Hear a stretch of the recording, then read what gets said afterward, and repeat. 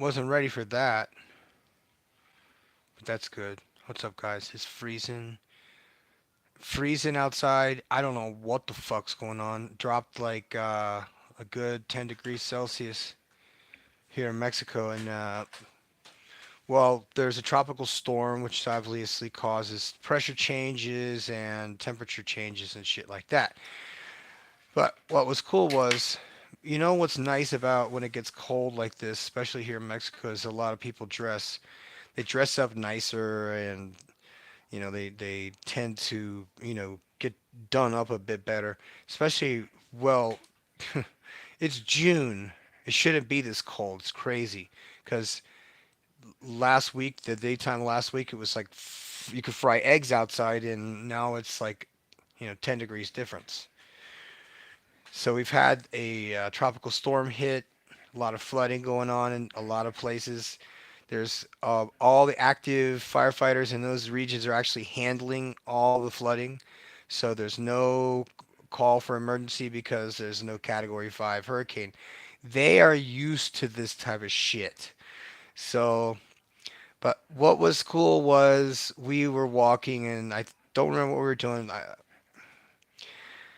We were walking somewhere, and we see this guy, Christian, who gave me the best impression of an active. I don't know if it was he was a meth user or what. I don't know. I don't know exactly what drugs are the big problem here. But he was a drug dealer, and maybe he was like selling Nick sacks, or he was maybe he was a meth dealer or a cook or something. All I know is that there is a abandoned house close to like across the street from me.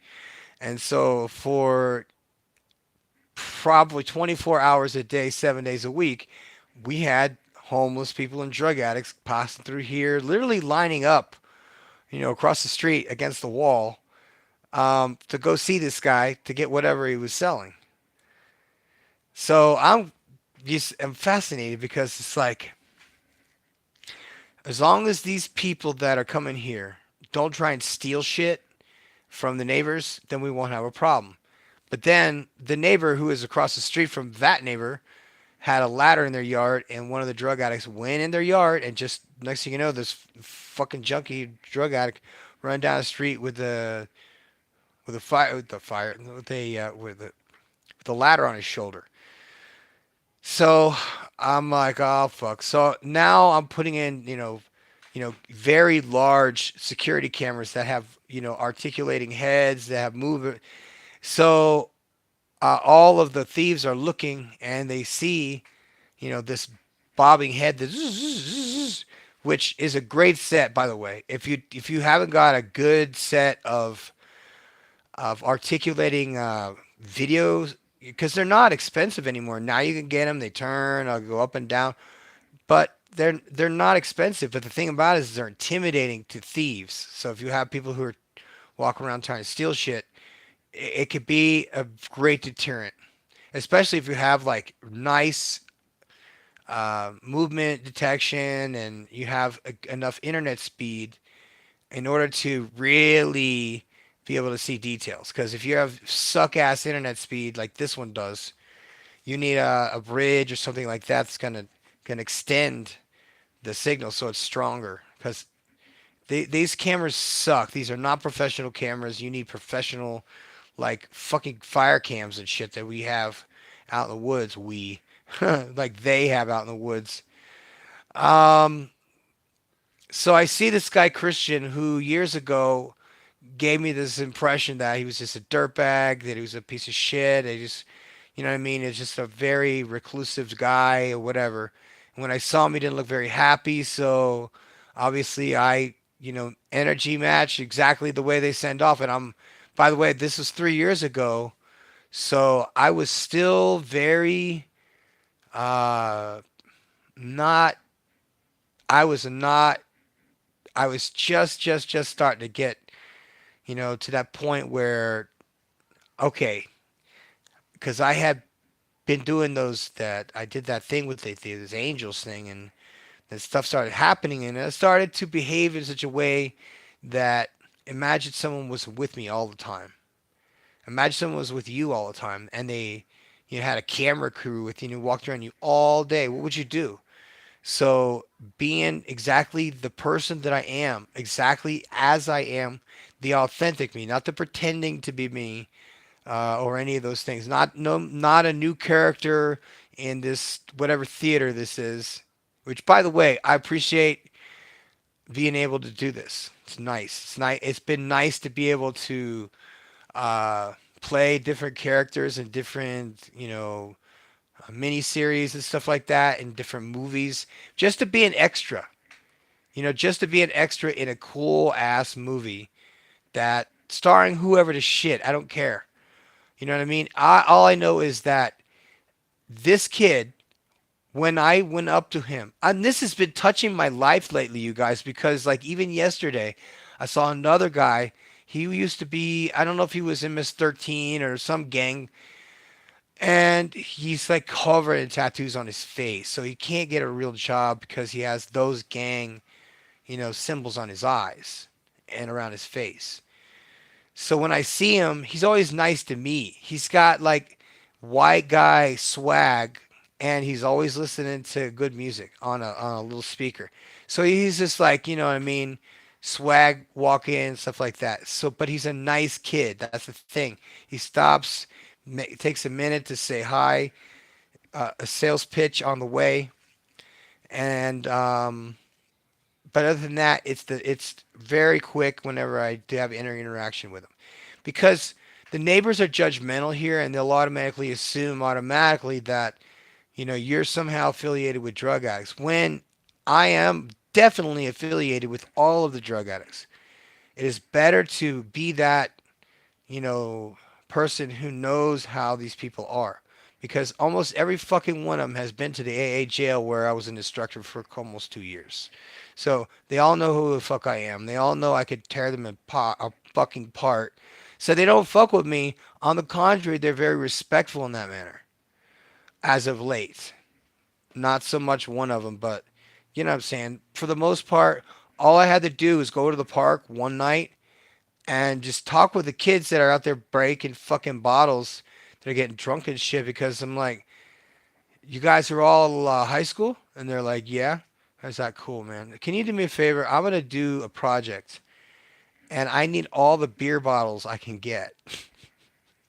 So do me a favor. If you can, if you guys drink beer bottle, I need the really ones I want are the amber color and some green ones. So if you guys are drinking those good beers, you know what I'm saying? Just do me a favor. Put all the bottles like right here. Like I'll come by here in the morning when I do my workout class, and I'll pick them all up. Just do me a favor and put them all here. So when I come back the next morning, we have a good 6 or 7, the quart size big 40-ounce bottles of Corona or whatever, Modelo.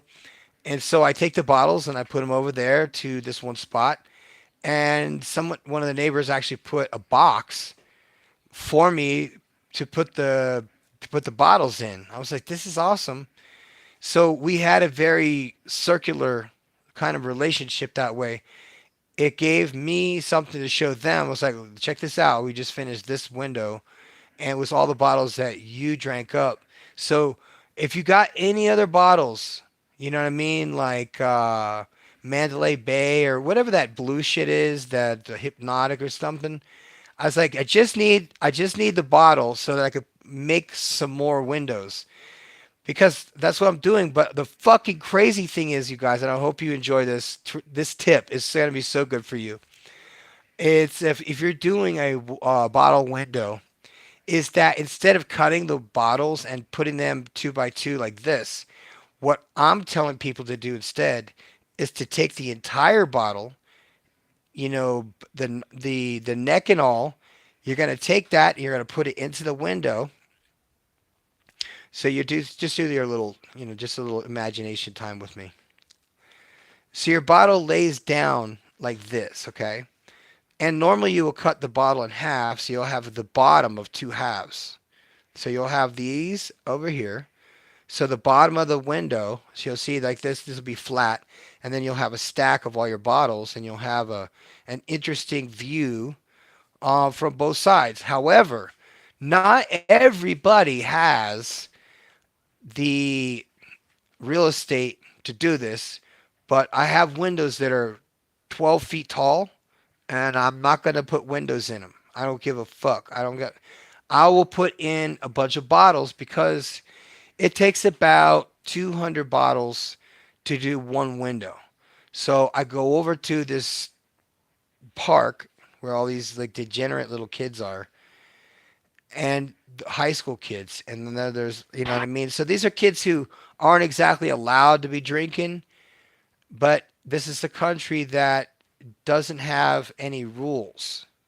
So who the fuck am I to go over there and tell a bunch of kids who are breaking bottles to begin with, they look, hey, fucking Johnny Law, I told you guys, there. Kid be like, yeah, whatever, and they break that shit.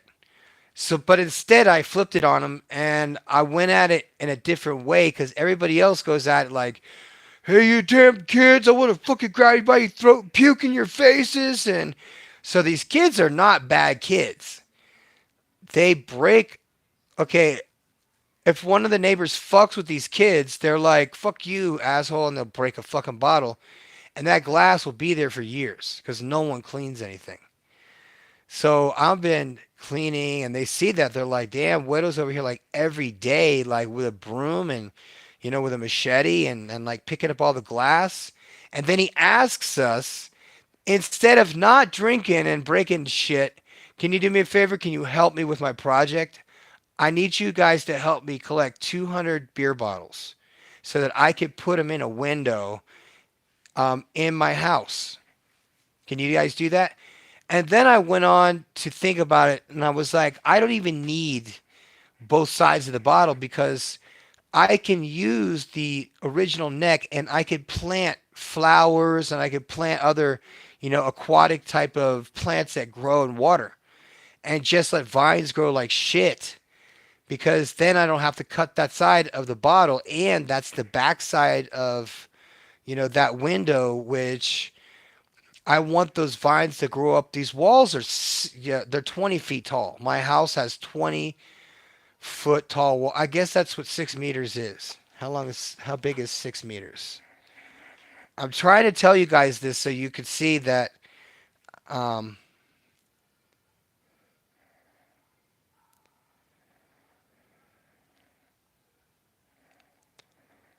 by the way, it is fucking raining outside. How tall is 6 meters in feet? 6 meters is 19 feet 8.22 inches. That's how tall my fucking walls are in my house? Wow. That's amazing. And you guys want to ask any questions of Google? Which, this to me, I am now beginning to understand the wickedness. This is an electronic Ouija board. That's what this is. It's an electronic gadget. It is a living android, and it has given us a comfortable life so that we're dependent on it, so that we become soft, become unintelligent. I mean, that's a genius move. I knew it was coming in the 90s. I just didn't know how they were going to do it. I never understood how they could convince people to buy computers or get stuff for free, like cell phones were at one point, where it'd be like 99-cent cell phone. And it'd be like no contract, 99-cent cell phone. And you would go in there and it would be a contract, 99-cent cell phone from last year's model. So I know these traps. I see these things from a mile away. I see every single thing for what it really is. And that's hard and painful for a lot of people to believe or understand and to react to it. But it is very, very, very easy for somebody like me. You see, I used to belong to the church. I was in the church. I was active in the church. I was a Sunday school teacher, so I was on my way to being a deacon and possibly going off to the ministry. But then I realized something, that there were people in the church that didn't have any business being in Germany at all. Like, why are these people here in Germany? They have no affiliation with the military. They're working at a Baptist church for like $12 an hour, and the economy here sucks. So, why are these people here?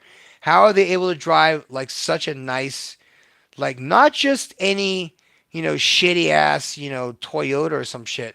How are they able to drive like a Mercedes that's, not just 20 fucking years old, like something that's like a couple years old? And how do they, and they, I think it didn't make any sense. I was like, how is it? Because not all Germans speak English, and they're here, and this person speaks flawless. I speak German. They speak flawless German, and I'm going, wow. Why is this person, who obviously is clearly smarter than me, working in the church?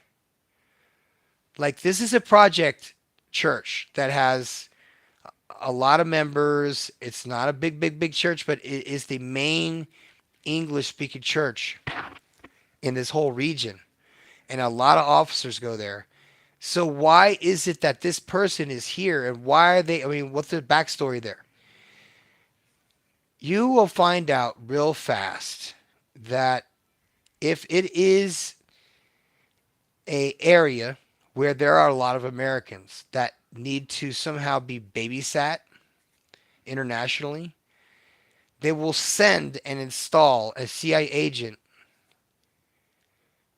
to work in a church or in some NGO. They'll always have an implant in the NGOs. I had two of them at my house in my Airbnb. And the reason I know that is because once you leave like a comment on somebody's Airbnb, you can't just go there and go, oh, I want you to take it off. Unless that person deletes it, they're not going to exist. You know what I'm saying? It's going to stay there. It's going to be permanent. Well, I had two people from an NGO come and stay with me in Panama. They had been to a very, very, very poor part of Peru. And I think they said they were with, like, I don't want to say Greenpeace. They were not with Greenpeace, which turned out to be communists all these years later. Not Greenpeace, but it's not important. They disappeared. They left. If they were agents, they were stupid agents, because they left like in the bathroom, they left like a little bag of makeup and little brushes and like, you know what I mean? Just like toiletries in a little bag. It was like a very cool little bag too. And I was like, damn it, they left all their shit. So I contacted them really quick before they left.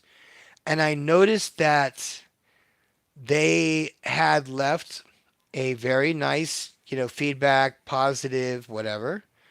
And I commented on them and something to do with their NGO.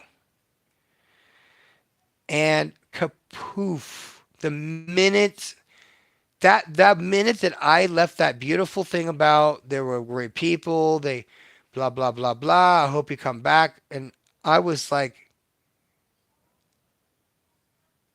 fuck. These people might have been CIA agents. The reason why it's kind of obvious when you get around CIA agents, because they don't say and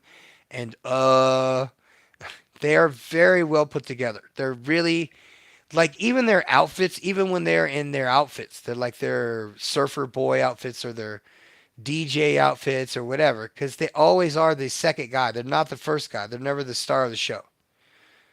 They're always like a secondary player. They're a person who's supposed to be invisible. I always see them. And I'm going, man, the CIA is slipping lately. And I joke with them and they don't respond. And I'm like, well, that was real. That was wild. So the other portion to this is that I got to watch Christian recover. Now, do you guys think I'm odd and all this stuff? But it's okay. I already told you. I'm with the brain damage brigade over here. So anything I say may or may not be true. Anything I say may or may not be accurate. So you always want to check the facts of anything I say, because if I say it and I say, oh, I know this is for sure, then it's, what I know to be true. But if it's not, I don't know, and I blah blah blah like I always do, just understand that I need you to fact check for me because I've made two big, fucking huge, critical errors that just broke my heart. And it didn't really affect me until, long after the fact, dude, you really try to tell the truth and stuff. And I know you're really like trying to push that message. But remember when this and that. And I do remember when this and that. And it was stupid of me for me to cap it all. Because I don't have anything to lie about here. Not at all. Not in this life.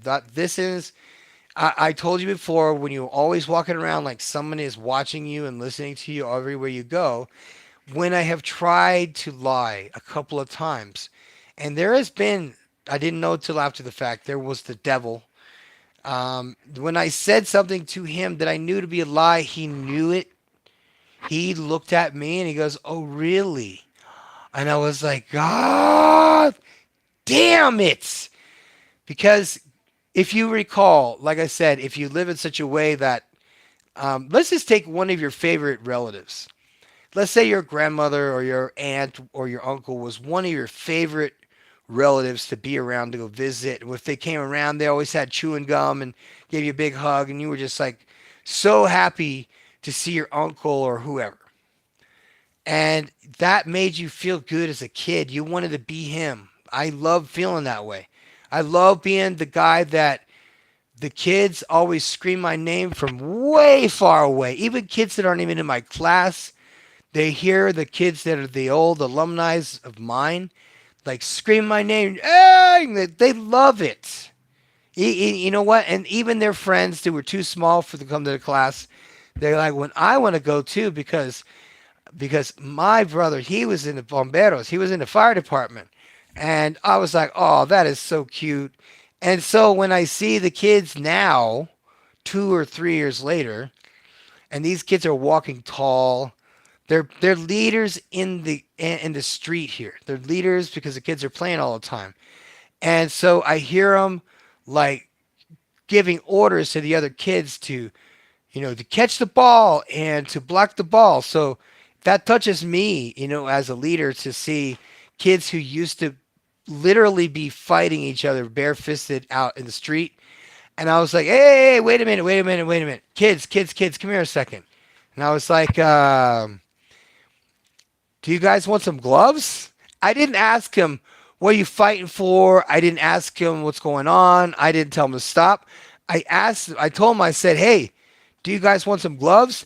And that was the day that I started the junior fire academy because I had intended on just doing high school kids because little kids, just it's like, 6-year-old kids, what do they know? They don't know anything. And then I was like, duh. Hello, Dr. Heal Thyself. You're useless over here. Why not add some value to the neighborhood here? Because if you think about it, it's 86% single mothers who have not just one, but 3.5 on average here. They say by the time that the women here are 40, they have 11 children. So wrap your head around that number. You could have a baseball team, a football team, soccer team, tennis. You could have a whole wrestling team. So I said, well, I'll do this. I'll teach kids, anti-bullying classes, self-defense. Because it's easy for me to teach them self-defense. Because once you teach them the basic moves, it's right, jab, cross. And it's like a whole year of jab, cross every single day. And then defend and we're talking MMA style. So we're doing jiu-jitsu, we're doing judo, we're doing Muay Thai. And that's kids that are 6 to 12 years old. So you're seeing these kids in the videos, my videos in my school, the kids are sparring every single day. You have to spar in order to get over the nervousness of beating the shit out of somebody. Also, if someone's trying to beat the shit out of you, it's almost like a joke anymore because it's like beating up a drunk person. You know what I mean? Once they cover up, once they start backpedaling or start turning around, and their face is exposed from down below, their stomach is down. Now you're just taking shots at a dumb person. And you can actually, I think the gentlemanly way to beat the shit out of somebody is to ask them if, first of all, if they really want this. Do you really want to do this? Because if you do, I'm okay with that. And you're completely calm about it. So I say, if you can, always keep your hands up. Always keep your hands, keep that person at a distance. You don't know anything about these drunk people, if they have a knife, if they have a gun or anything. You want to be able to at least be that distance from that person. So when if you do need to close the distance, all you need to do is literally take one step or an extended step if you were doing like a single-legged takedown. I always tell people don't bother. Like, you know what I mean? To a double-legged takedown, I just say throw people down off balance. Take their leg, just this one single leg. Get down on it, like literally put your face to the outside so they can't hit you. Take the single leg and then just to pick them up and dump them. And I don't understand why guys aren't practicing street fighting now as opposed to like, oh, yeah, we're going to go to Civil War or some shit. No, the majority of people are going to run the fuck away and hide.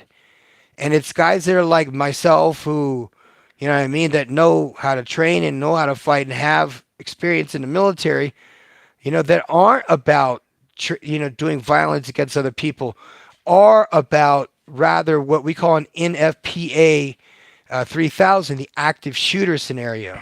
So I want to teach guys the active shooter scenario in order to teach guys how to do tourniquets.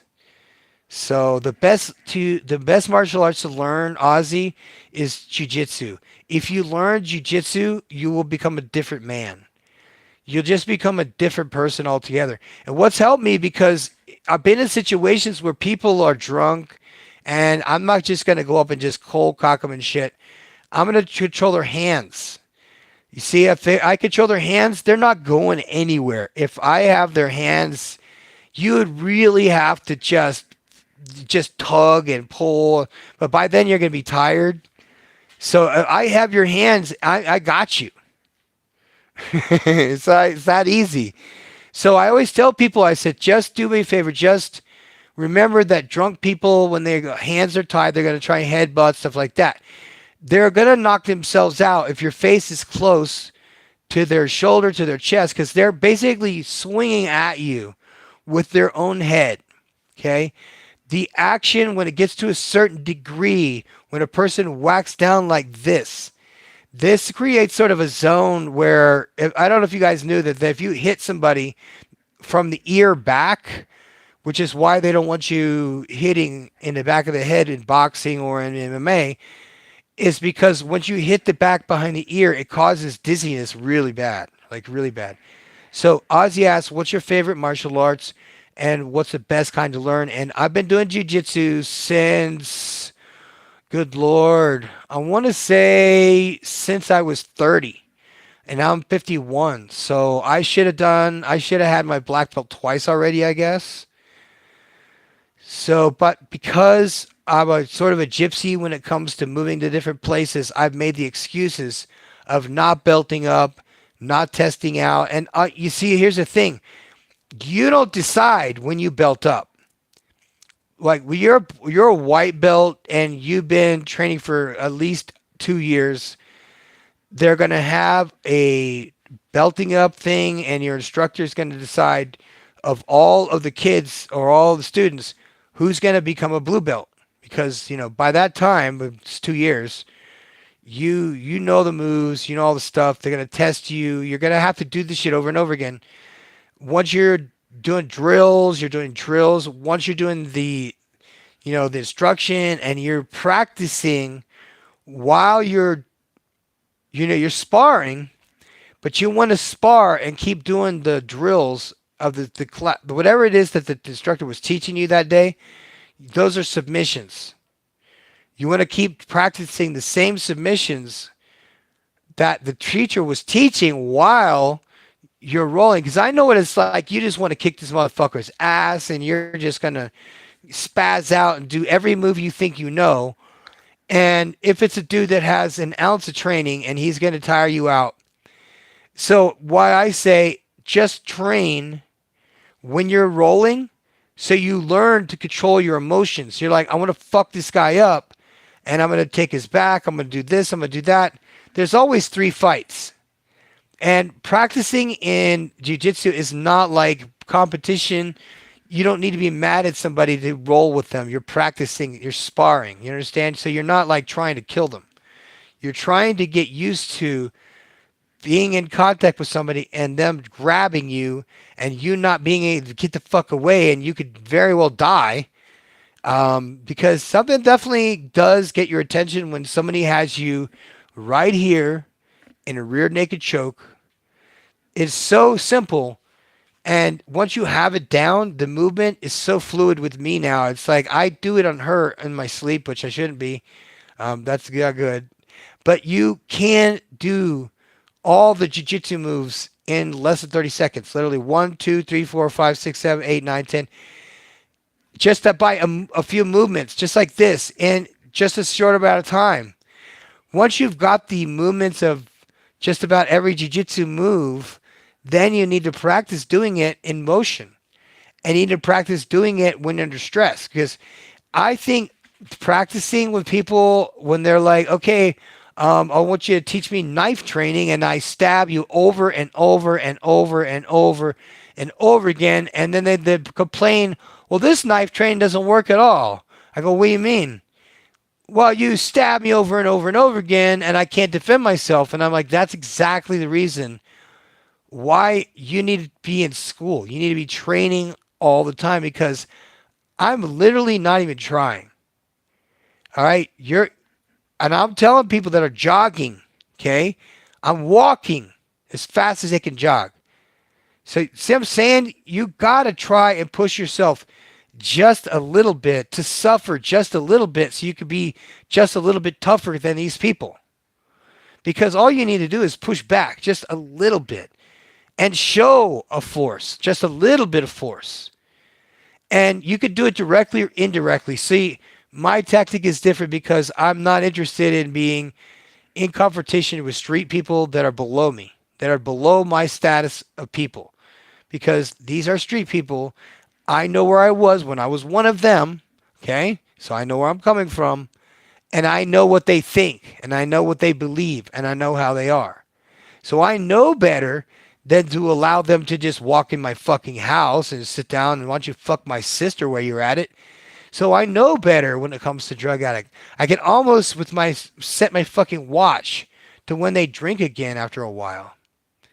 So yes, it is, my brother, listen, grappling is, if you do it with a gi, whew, it's not just hot, it's claustrophobic. But what it will do to you psychologically, Ozzy, you could grab somebody's collar from inside their collar, like just a regular polo shirt, or somebody at the job that working at the office that just might piss you off. And you can reach inside of their collar here and pull just a little bit. All right. Now just look, I want you to watch me. Okay. I know you're listening, but I want you to watch me. Now I want you to take your own hand. Listen to me, Ozzy. Listen to me. Listen to me. Reach inside of your own shirt or jacket or whatever as deep as you can. All right. Now I want you to take your thumb and I want you to put it in there as deep as you can, like right behind the neck almost. Now I want you to just pull on the shirt just a little bit, and at the same time I want you to remember this carotid artery right here.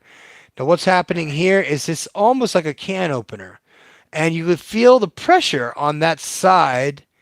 You feel that pressure? You feel the pressure on the artery right there. Now what I want you to do is I want you to cross over. Okay, take your other hand, and I want you to just cross over here, and then reach to the other collar. Reach to the other collar right here.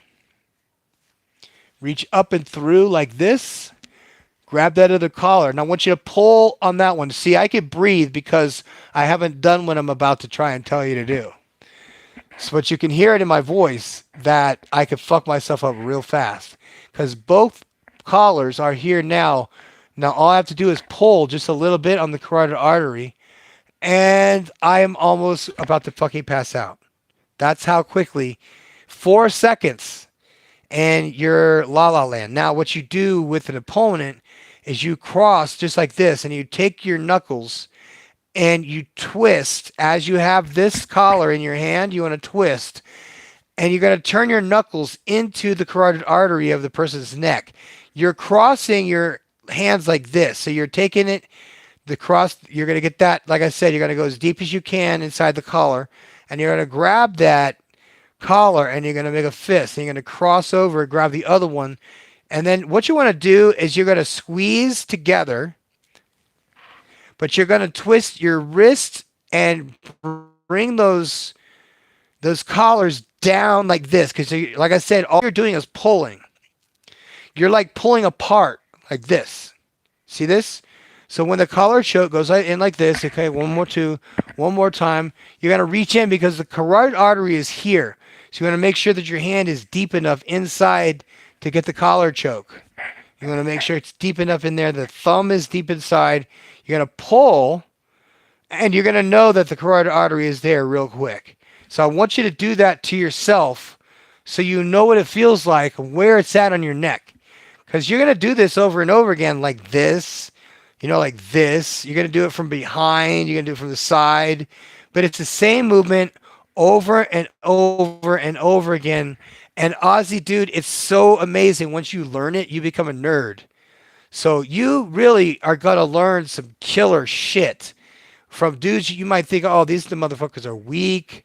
Like, I mean, dudes talk like that, and then you get into fucking ring with them, and they fuck you up in less than 10 seconds. Like, I know guys that take me out in 3, 2, 1 out. You know what I'm saying? That's how good they are. And these are guys that are probably, brown belts, I think, by now. But this is like long before, like, the heel the foot lock situation in jiu-jitsu. I learned them, but they were like the basics, the whatever, that's the heel hook or whatever. So I learned a lot of the basics early on. Before, I mean, this is like MMA early on. When I was with UFC as the designer for the shorts, and I was working with Harley Davidson in Los Angeles. And by the way, you guys, my friend, Brett Mikowski, you guys can look him up. He was an artist for Harley Davidson while I was doing the shorts for UFC. And when I told him, I'm like, hey, Brett, what's up? Yo, what's up, man? What's up? I'm so busy, bro. I'm like, what I mean? I just designed the new tank for the fucking new Harley Davidson, you know what I'm saying? So I'm like so busy here in Los Angeles because, you know what I'm saying? Because I'm like balling like that. And my talent has got me this far, coming from good old shitty ass West Palm Beach and all. And I was like, bro, man, I'm so happy to hear from you. I'm glad you answered. I know how busy you are at working at Harley Davidson and all. But listen, man, I had a question for you because I'm trying to get a template for some shorts that I designed. Okay, I want to make my own template. So when people come on my website, they just go click on it and they go, I want this kind of shorts. I want them to be like this color. And then if they click on it, I could put their own logo like right where it's supposed to go on the shorts. And then Brett's like, what I mean? I was like, bro, he's like, I'm designing this Harley Davidson like gas tank, bro. Like right now, like honestly, bro, it's like I will take the minute and I'm gonna show you what's up. Okay. But I'm gonna let you know something, bro. I thank you so much for calling me. This is Los Angeles, bro. And I'm so busy now. You know what I mean? Because I went from, I Sean John, and then that was out, bro. I was out, and then this shit just like LA just like ate me alive and shit. You know what I'm saying, bro? And I'm like, yeah. Dude, I have no idea what he's saying. But we came up the same time. But see, Brett went out of his mind and he was like the skater. Oh, who the fuck was he working for? He was a designer for Harley Davidson was one, but oh, come on. Damn it. He was such a good fucking designer too. Shit. Well, if you guys don't know, I had a line of clothing in a factory back in the day that was for UFC. And in the process, I was able to learn more about textiles than I actually should ever known. And I did very well, but then our factory had a bunch of people, like people that were our suppliers, short us.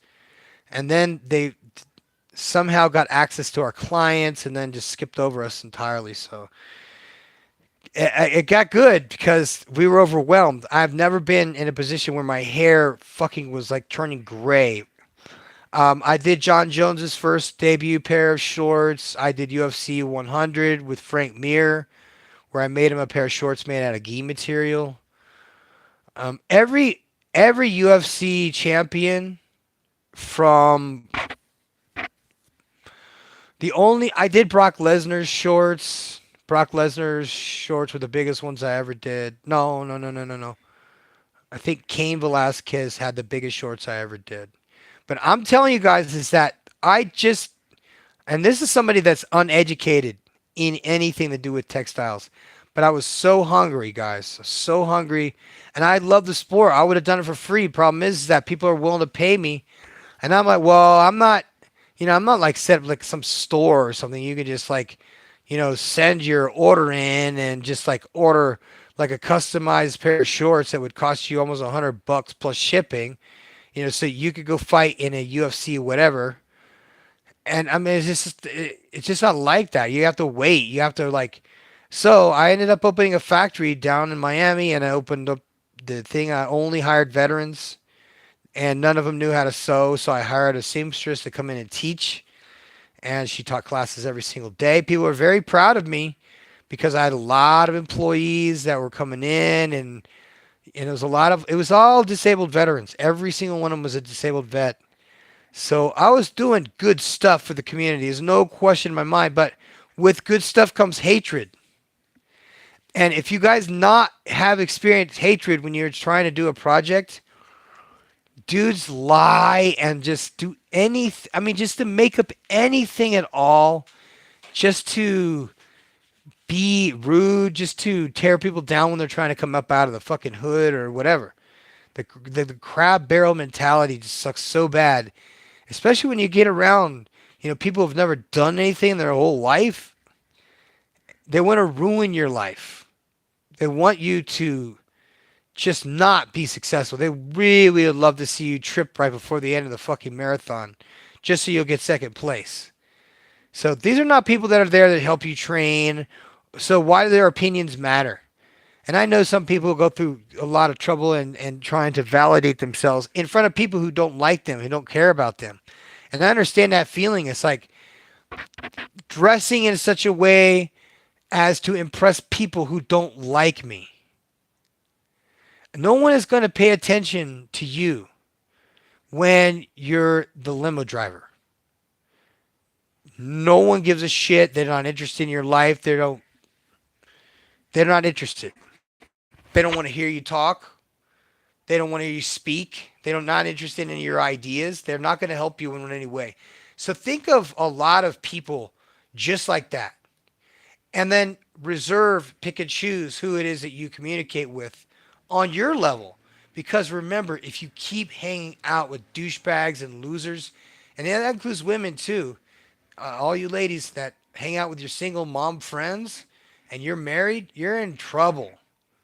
So don't do that. And you men, don't hang out with your single mom friends either, because I know it's easy and I know their booty looks juicy and all that shit, but I'm telling you, it's not worth it at all, because you could get them pregnant and now they have double income, and now they got double fuck you child support.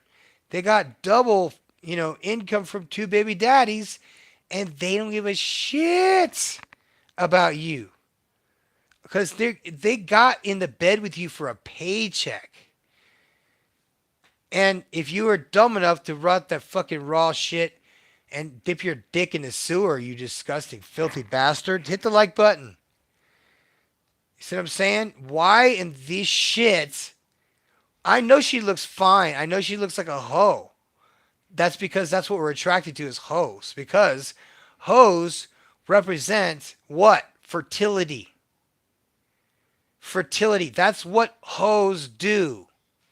Hoes portray fertility. Juicy butt, curvy, you know what I mean? Titties, that fucking big old fat ass, the lips, the baby doll eyeballs. That is all fertility, you guys. And there's nothing special about it. Every woman has it. Every single woman, including your grandma, has this quality. So they all have it, which makes them not special. It makes them that they're not unique in that aspect. Which is why I tell guys don't fucking step on these landmines and think that they're gonna care about you if shit goes sideways. You know what I'm saying? And I say be brutally honest, but don't be a douchebag in such a way that's like you're degrading to a person. I'm an alpha male and I talk to my woman like this and I'm listening to it and I'm like, dude, that girl hates you. That's not leadership. That's not the way to talk to her.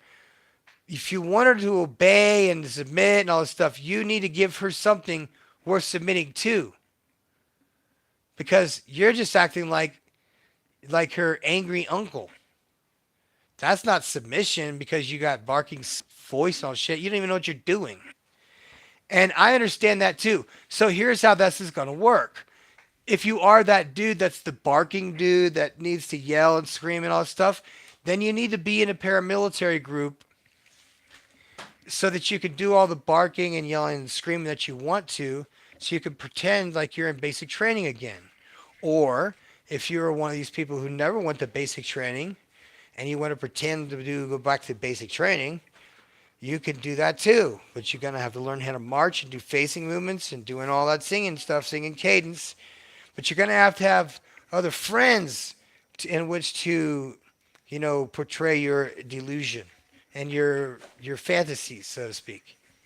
Because that's what this is. This is all fantasy. None of this bullshit's real. And none of this shit is important. So why are you getting upset with people who literally are NPCs? Do you understand? You're getting mad at people that aren't even fucking real. They're there to be part of your novella. They're there to be part of your soap opera, if you will. Your own miniseries with you as the star. The first character, what is it called? The first character syndrome.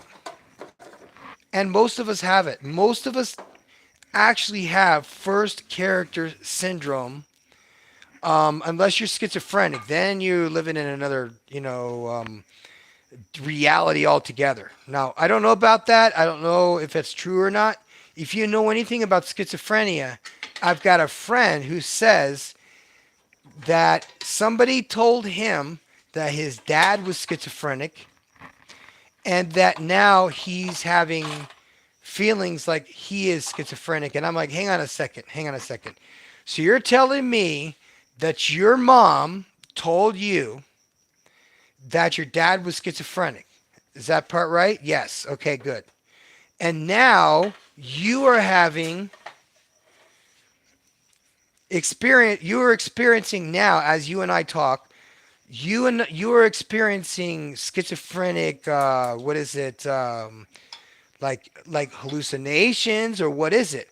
No, it's more like I don't trust people.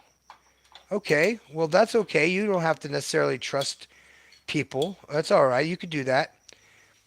And I said, so give me some more like evidence that you have schizophrenia. Well, he's always worried that someone's out to get him or something like that. I said, well, have you done shit to make people out to get you? Like, have you been a dick? Have you robbed somebody or something? I mean, give me some more background on this so I can understand that you've come to this conclusion to self-diagnose yourself as schizophrenic.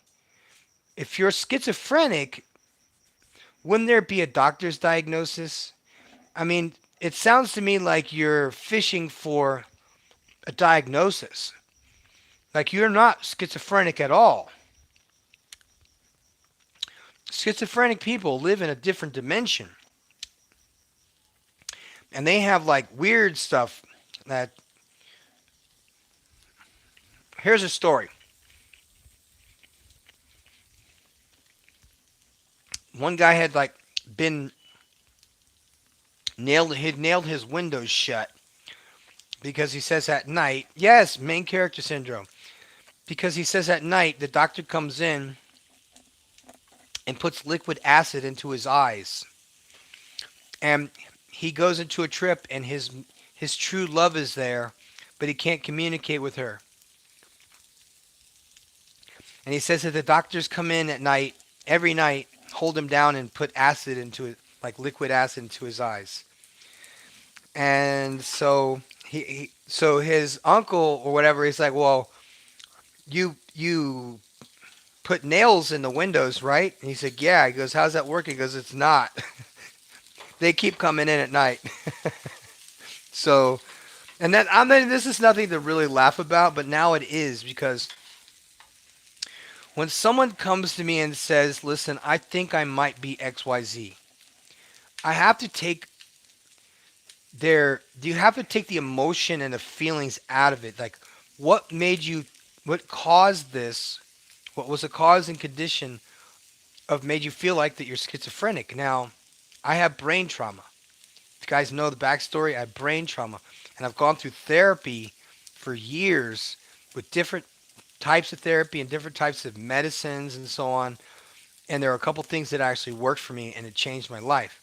So now I'm here to kind of unpack for other people, why do we drink? Why do we do drugs? What causes addiction? What's that gnawing feeling in our heart?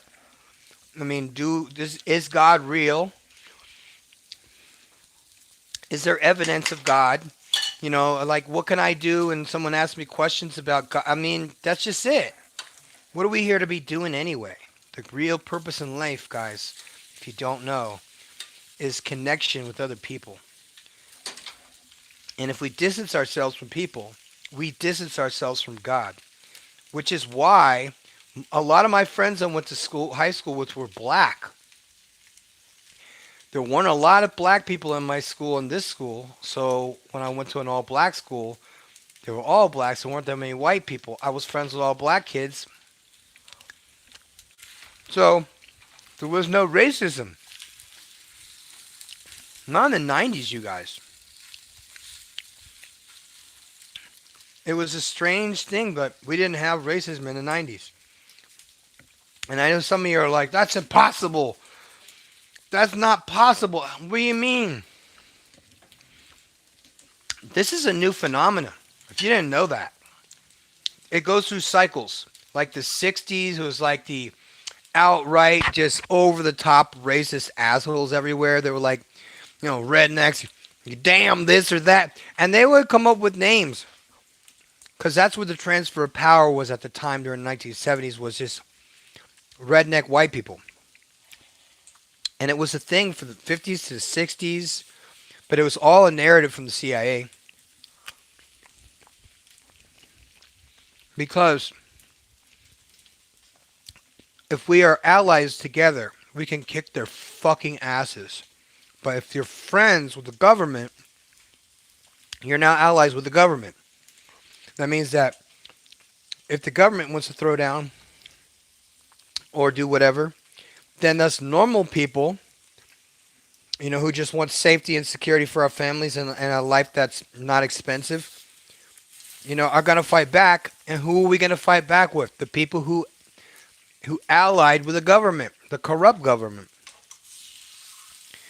So that's all, like I said, worst case scenario, because they do that a lot here in Mexico, is that what they'll do is they'll have opposition to the government. And the ops will work inside of the organization Like right alongside you, you'll have the person who is a spy for this other candidate. So it's completely corrupt and so unfair. But like I said, at least over here, the corruption is obvious. It's out in the open. You know.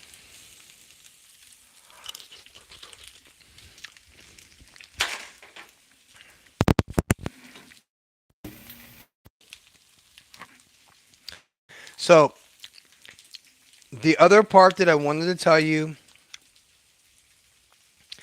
and this has been a lot of fun because I keep seeing guys recover.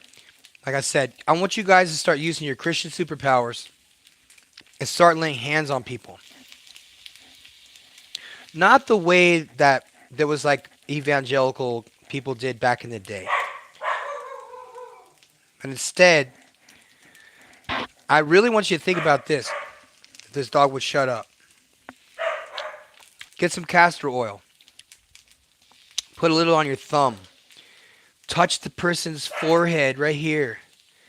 And I want you to say something to them, but I want you to say it in the event there's a demon or something in them that's bothering them or addiction. In the name of Jesus, in the mighty name of Jesus, in the blood of Jesus. Because that's all you need to do. You don't need to say it in such a fancy way. You need to let that come out of your heart and in through your hand and let that electricity flow. And it doesn't matter what the problem is. Start using this gift and doing it over and over and over again. And then start watching results. For me, it's working with drug addicts and alcoholics. And like I said, the results are not up to me. If this works, if this doesn't work, it has worked. And to see a guy like Christian who, like a few years back, like I said, the chaos, if you read it in the description, is a true story. Anyway, we're getting huge, so I want to go over this recipe real quick. You want to get potatoes, white potatoes. If you like hot dogs, I would suggest getting some turkey dogs, cooking the living shit out of them. I hate the fucking things. It's garbage. But when you're poor and you can afford hot dogs, you can cook the shit out of them with some potatoes. Or you could do it with rice. This is a cast iron skillet. So, and this is gas too, by the way, which is standard equipment down here. This has 4 eggs in it. And it has 32 grams of protein. No, excuse me, 36 grams of 38 grams of protein. And it includes the eggs and the hot dogs. It has 18 grams of fat and 50 grams of carbs. It's a lot of carbs. So, but this is what I'm doing because it's time to get jacked. And just before summertime, just before Christmas time, when people start changing clothes, people start dressing nicer, you're going to look so good in a dress shirt or like in a polo or white polo because your arms will start to fill out. And once your arms start filling out, your chest will start filling out, and you're going to have that illusion, that create that illusion with a very tight stomach and very wide shoulders to create like a V, like the letter V. It's an illusion. Fitness is not good for you. Bodybuilding is not healthy. It's all a bunch of bullshit lies, and most of the stuff is fake. So, eating like this is going to get you huge. You're going to work out. If you do gear, great. If you don't, that's okay too. But I want you to follow along because it'll change your life. If you follow just a few simple things, you want to take your creatine every day. You want to take your supplements every day. Okay, you want to take your stuff that makes you feel good every day. You always want to have a cheat day at the end of an 8-day fast or an 8-day very serious diet to reset your metabolism. And you want to try and get a lot of sleep, even if you got to sleep twice a day. I sleep twice a day, 4 hours at night, 4 hours in the afternoon. So good old siestas, man, never hurt. Anyway, if you have any questions about diet or exercise or anything like that, I'm more than happy to talk about in the next one. So do me a favor, hit the like button because it really helps me out with this algorithm thing that doesn't like me very much because I've been throttled a lot lately. But let's just say I'm gonna get big as a house, you guys. So I'm the professor, and I'm out.